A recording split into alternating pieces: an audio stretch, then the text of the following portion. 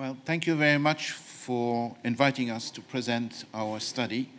The background of this study is the Capital Markets Union, the mega plan of the European Commission to finally achieve an integrated financial and capital market. In 2020, the Capital Markets Union Action Plan was published, and in there was an action number 9. And as part of that action, the Commission undertook to do a study on identifying best practices for auto-enrollment mechanisms for pension savings. Now, why did they want to do this? There were two basic concerns. One is that savings for old age retirements are too low in general. We know in many countries that is the case. People do not save enough. It has been pointed out here, but Poland is not a special case. It is a general situation. And secondly, the view was that it would be important to try to provide maybe advice, recommendations to member states for a particular mechanism which could build on increasing savings by sort of using the inertia of people in general. So the objective really was to increase savings and then to find mechanisms on how to achieve that. And these savings are long-term savings for pension retirement. So Luke is a co-author. It was mentioned that he's at Oxford Economics, but when we did the study, he was at London Economics. We had a big team working on this, and we had experts in many countries working with us, and we also worked very closely with EIOPA, the European Agency for Pensions, and for the OECD, with the OECD, and obviously DG FISMA. That being said, well, we got a lot of input from many people, including here from some Polish experts. The point I would like to make is anything we're saying now in this presentation is our own responsibility. Nobody else is responsible for this. So it's our own views, our own judgments, which we have discussed extensively. We had workshops as well with experts and so on, but it is our opinion. Now, as I said, the aim is really to develop a list of best practices for an auto-enrollment mechanism. And the idea was to look at various auto-enrollment mechanisms which exist in the world at the present time, and similar but not exactly auto-enrollment policy approaches which could be used to develop or identify things which work really well and things which do not work. So to identify best practices in general, which could form like the founding block for a country wishing to start an auto-enrollment system from scratch. Now, obviously, every system has to be adjusted to the country's characteristics and so on, but there are some fundamental principles. So we looked at both existing auto-enrollment schemes, but also some occupational or personal schemes which are funded, so which complement the first pillar or the public pensions. We looked at many countries, 13 EU member states, and some countries outside the EU. They are listed there, so I'm not going to mention them. The method was basically literature review, stakeholder consultation, data. We did some econometric analysis also to look at the impact of certain schemes, whether they actually achieve increases in savings or whether they simply end up a substitution for other savings, and the objective is not really achieved. So that was our approach. The last word I should say, we did our work in 2020, from January to July. So the PKK was still sort in evolution at that stage. So what we're saying in the report is related to that period because we didn't have we couldn't know or predict what would happen afterwards. It's a 350-page report. It's pretty fat. It has a lot of information. So here we're just going to focus on the best practice. We are not going to talk about the econometric analysis, statistical analysis with it. Now, the framework we did develop to make sense and try to develop a coherent approach is to look at the various stages or phases of any schema. First, there are all these issues related to implementing the scheme. So that is more the legal system and the offers and so on. But then from a participation point of view, we distinguish best practices related to supporting decisions to participate, then best practice related to the behavior during the accumulation phase, and finally, obviously, quite very important as well and often neglected, is the best practice during the decumulation phase. Because very often in public discussions, you go up to the accumulation phase and then decumulation. It's magic. People just take the money and run. Now, how do we judge the best practices? Because obviously, one has to have some criteria to assess them. So we use 3 criteria, again, based on extensive discussion with many people, is the impact on participation. Do they stimulate participation? Do they stimulate savings? And do they achieve good returns? So we looked at all the practices which exist, all the characteristics, and tried to identify all the best practices which have a positive impact on all these. Now, on the next slides, you will see a number of best practices. Luke will focus on a few of them, but what is important to remind yourself when you see these slides, that all the practices that you will be seeing are best practices. But then we still split them up into what we call high, low, and medium. But they are all best practices, so it doesn't mean one should ignore them, but some are perhaps a bit more important than others. Okay, so now you will see the best practices that we identified following our work. And as I say, these are own assessment, validated or accepted by a lot of experts. And we presented at the OECD, we presented before EIOPA, and they were all okay with what we said. So Luke, your turn.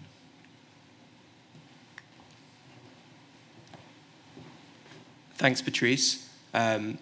So I'm now going to talk through the best practices that we identified.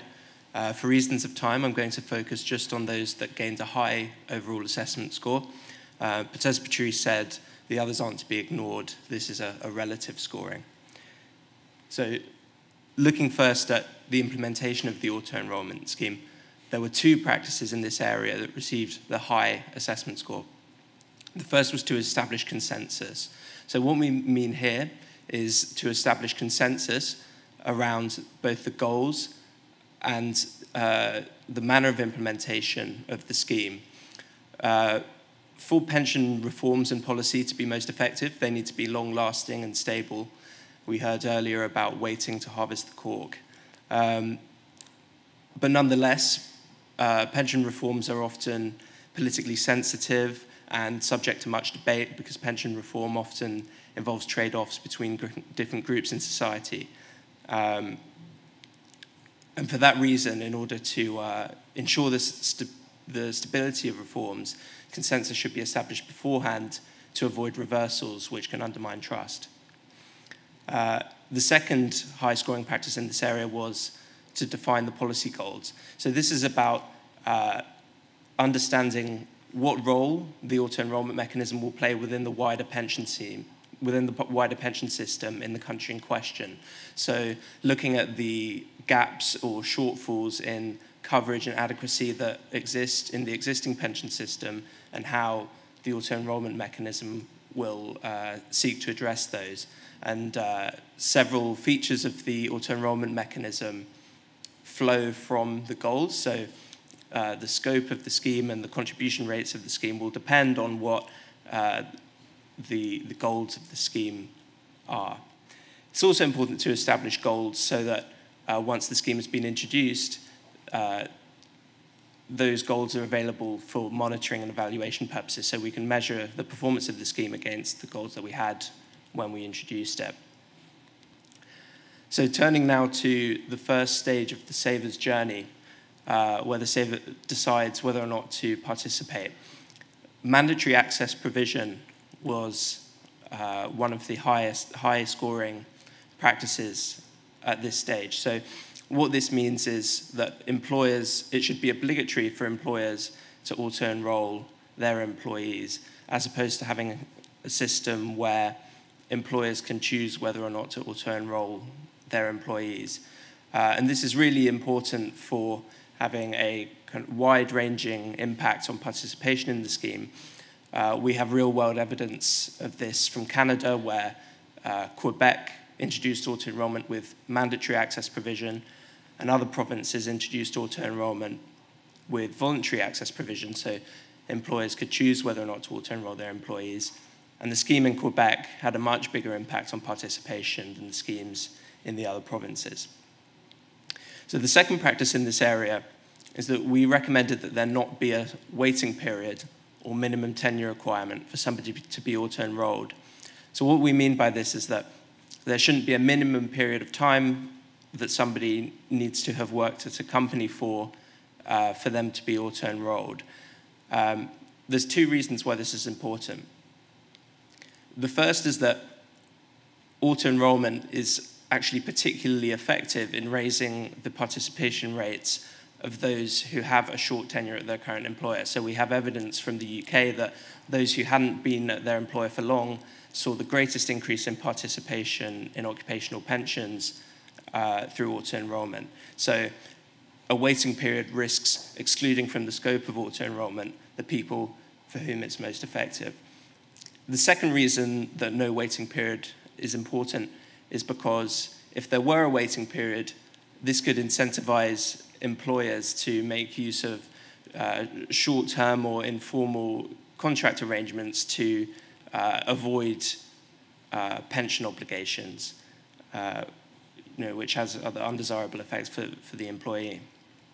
And finally, we recommend that employer contributions as a fixed percentage of the employee's salary should be mandatory. So employer contributions are a powerful incentive for people to remain in an auto-enrollment mechanism, not to opt out, because it represents money that's left on the table if they do opt out.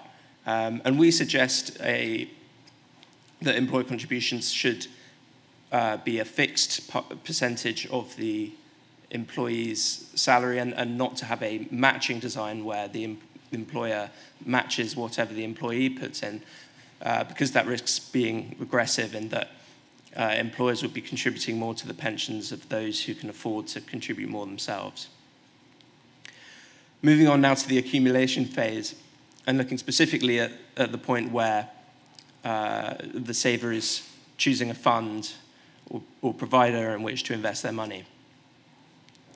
So one of the high-scoring best practices in this area was that there ought to be a default fund that serves savers who don't make an active choice. So savers shouldn't be required to make an active choice of fund. And this kind of flows from the fact that auto-enrollment relies on the saver's inertia, or often relies on the saver's inertia in achieving participation. So the saver shouldn't then be required to make potentially complicated choice about in which fund to invest. And then we make several recommendations about the features of the default fund so that it's kind of suitable for as many savers as possible. So we suggest that the cost of the default fund should be capped, that it should make use of life cycle investment strategies, and there shouldn't be a joining fee when a saver starts investing in that fund. So turning now to the part of the accumulation phase where the saver is sort of growing their entitlements, having invested in a fund. So two of the best practices in this area relate to costs and charges information. And these two practices are closely related. So the first is that costs and charges information should be easy to access. And the second is that costs and charges should be presented transparently. So things like not just presenting information on costs and charges in percentage terms, but also spelling out what that means in money terms, so in euros and cents or pounds and pennies. And these are important to allow savers, many of whom will not have high levels of financial literacy, to be able to understand the information they're given, to make comparisons, and make decisions. It is important to note, though, that this isn't likely to be a panacea or a cure for all problems, because many savers lack the financial literacy or the engagement to start making active comparisons on costs and charges information. Another important best practice in this area was that there should be a governing body that governs in the best interests of pension scheme members. We discussed this in some detail in the report. The exact form that this is likely to take is likely to depend on the legal structure and the legal traditions in the country in question, and also things like the role of trade unions in the country in question, so whether or not there's a role for trade unions to play in that. In terms of default contribution rates, we suggest that they should be low initially, so that initially people are not incentivized to opt out, but they should then escalate up, with that escalation being sufficiently gradual that it doesn't cause a large shock, so people don't see that their contributions gone up and it reduces their take-home pay all of a sudden. The eventual level to which default contribution rates will rise will depend on the role that the mechanism will play within the country's wider pension system. And finally, we suggest that there ought to be measures to avoid the proliferation of small pots. So as people these days are increasingly moving increasingly frequently between jobs, there's a chance that as they're auto-enrolled into pension schemes at different companies, they accumulate all these small pots at different employers. And this is bad both for savers, because these small pots are more easily eroded away by fixed costs and charges, and also bad for providers because they're more difficult to administer. And there's also the risk that the saver forgets that they exist and forgets to claim them. Again, in the report, we talk in more detail about what those measures could look like. And again, it depends exactly on the precise makeup of the scheme in that country. Finally, looking at the decumulation phase, we suggest that the key thing at the decumulation phase is that there ought to be consistency in the way that the choice architecture is designed at the decumulation phase with how it's designed at the accumulation phase. So in an auto-enrollment scheme, the accumulation phase both accommodates and indeed makes use of consumers' inertia. So the decumulation phase, it's not reasonable to expect consumers to have to make active choices about these very complex and potentially very consequential decisions around the decumulation options. And as a result of that, we recommend that there should be a default option at the decumulation stage, and we provide more details about what that should look like in the report. So finally, some quick thoughts about how this relates to the case of auto-enrollment in Poland with PPKs. I understand that the next few talks are going to deal with this in more detail, but a few quick thoughts. So the first wave of automatic re-enrollments will be beginning next year in 2023. I think there are some reasons to be optimistic about participation improving relative to the first round of enrollments for two reasons. First, because we're out of the acute phase of the COVID pandemic, and so the disruption from that is less. And also because the scheme has had time to bed in, and people who have participated can serve as kind of ambassadors for the scheme. But on the other hand, while the acute phase of the COVID pandemic has passed, still now we're faced with very high inflation, which is kind of eating away at households' spending power, and faced with that, that people may choose not to defer income, and instead they may wish to use that for current consumption. One observation is that in the PPK scheme, employer contributions are much lower than those in the UK and New Zealand auto-enrollment schemes. So PPK's, the minimum employer contribution is 1.5% of the employee's salary.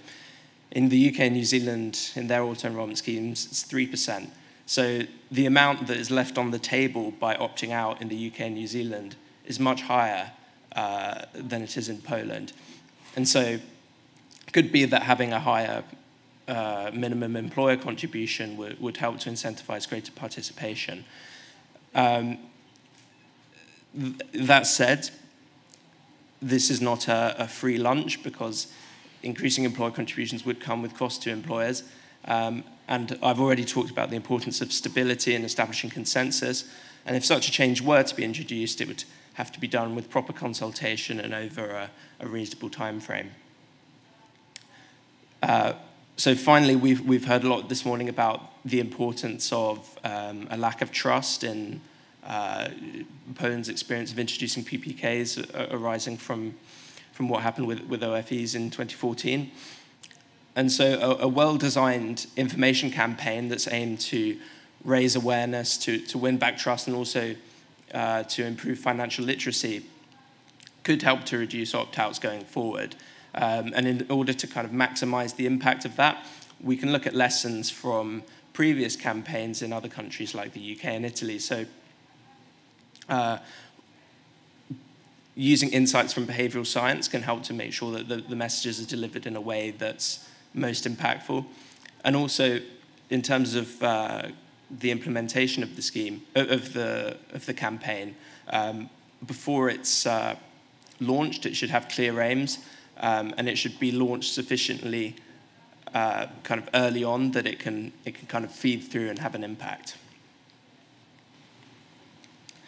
So if you'd like to read the study, which, as Patrice mentioned, has a lot of information, it's available on the Commission's website at that link, and there's also a link on LE Europe's website. Thank you very much.